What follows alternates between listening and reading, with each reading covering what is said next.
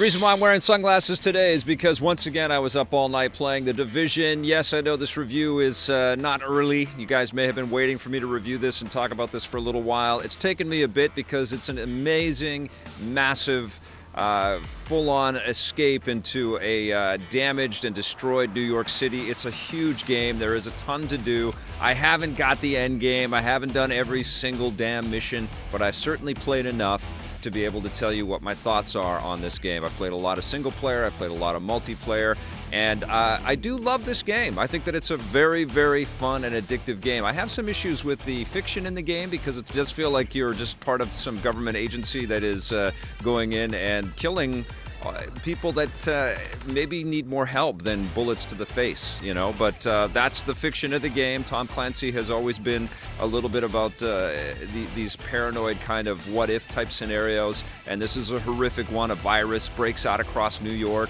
and Manhattan is completely walled off and cut off, and there are all these factions that will have no issues with killing other people, taking all their stuff, and trying to wipe out virally infected innocent people in there, which is horrific. All of it is kind of just awful.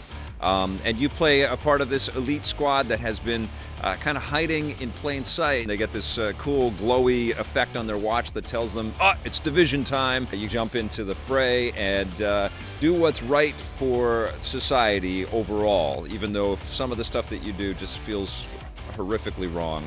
Because, I mean, these people, they're hurting, and you got to go and shoot them, but that's part of what you got to do.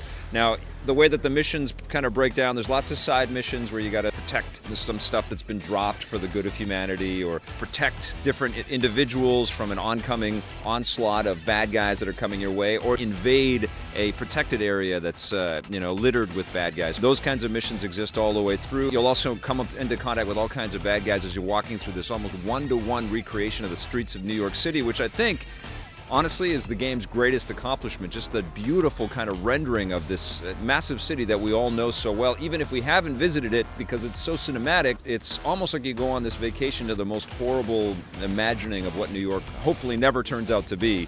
And it's impressive. And you'll go through landmarks, you'll go through buildings, you'll definitely look around and see things that you are familiar with.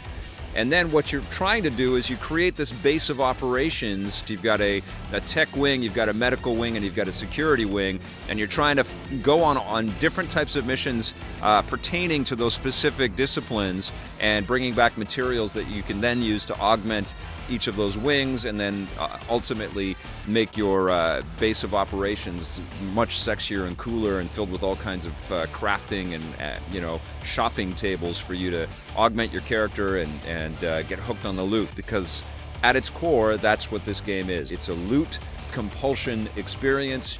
You waste all kinds of bad guys and you pilfer, you get the better weapons, and then it's rinse and repeat kind of thing. You're also finding cool things along the way, like scattered cell phones and security video footage and crash drones that have some data and information. All of that stuff is utilized to kind of fill in the storytelling. They didn't really give us a narrative that we're, playing one character and following all the way through, which is kind of what you connect a lot of RPGs to. This is more kind of scattershot data and information all over the place that kind of fills in a little bit of the backstory. You're also trying to help the medical wing kind of solve some of the medical crises and maybe even discover the cure for this virus that is wiping out so much of humanity. The main missions are all about that. They're targeted around the different wings, which is kind of cool. And you get addicted to that. You get addicted to unlocking safe houses so you can fast travel across the map a lot quicker. And it is a pretty large map. You don't get all of Manhattan. It's kind of midtown Manhattan. I'll be curious to see where the DLC for this game takes us. You know what? I mean, I'm really impressed with this game. It does feel a little bit like Mass Effect type mechanics where you're shooting and shooting and shooting, and finally bad guys will drop when you first boot up the game.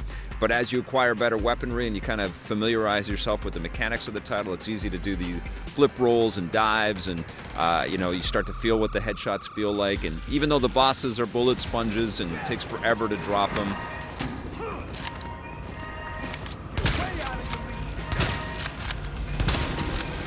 And yeah, it does get repetitive, and I know that there's probably a lot of issues with the end game and people are dissatisfied, but there is a hell of a lot of game to get to that end game. Of course, there's also the Dark Zone multiplayer matches, which I'm not fully convinced on. I mean, we have so many great options for multiplayer shooters out there. It's pretty hard to kind of turn this RPG/shooter into that compelling of a multiplayer PvP kind of experience. It's okay, but you know what? The end result of The Division is that I'm very, very happy with this game. It's an addiction. It's keeping me up at night. Almost every night I keep jumping back into this thing. That's why I'm wearing these shades again. But yeah, listen, I have a lot of fun with this thing, and I totally recommend it, and I'm very excited to see where Ubisoft is going to take us with their DLC. For now, The Division gets an 8.5 from me.